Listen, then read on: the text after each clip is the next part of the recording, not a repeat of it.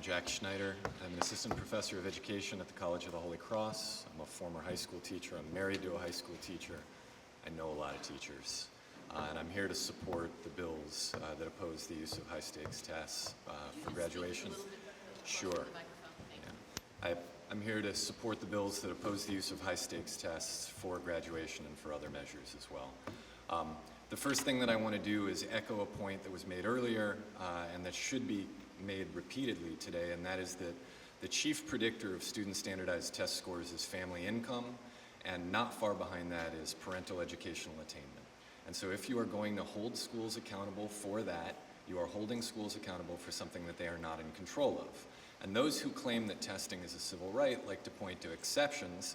Those exceptional schools, in some cases, are exceptional, and in many cases, either lose scores of students through attrition, through policies that drive these students out, or attract a different kind of parental clientele, or engage in a practice that we've also heard about today, which is teaching to the test, narrowing of the curriculum.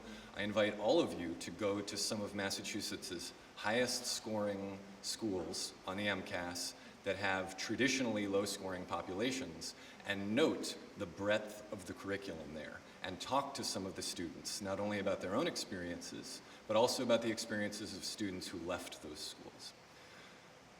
Something else that I would like to talk about with regard to the consequences of high-stakes testing is the effect that it has on the diversity of our public schools. If you want to talk about civil rights, let's talk about the fact that schools are constantly stigmatized by the way that we hold schools accountable, and that as a result, well-resourced parents who are quality conscious do everything they can to get their kids out of schools that they often mistakenly believe to be bad schools because of narrow measures that fail to capture the true quality of the school and that are often punishing those schools for the clientele they serve.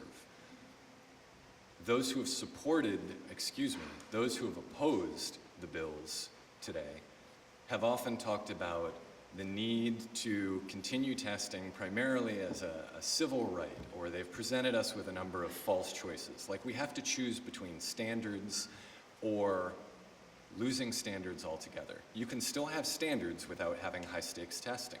You can pursue civil rights without punishing communities that happen to be poor or have large percentages of non-native English-speaking people in those communities. What is the alternative? There are lots of alternatives. We're pursuing one of them in Somerville right now. So my research team for the past year and a half has designed a new, truly comprehensive assessment system where we began by asking community members and all stakeholders, teachers, administrators, parents, non-parents, what they value. We figured out how to measure those things, and then we spent the last school year measuring them, measuring variables that do not correlate as strongly with family income and family educational attainment, that actually tell you more about how a school is doing. And that we've worked to present that data in a way that will not scare the bejesus out of people about schools that happen to have diverse student bodies. This is what you should spend the next 3 years working on. Thank you.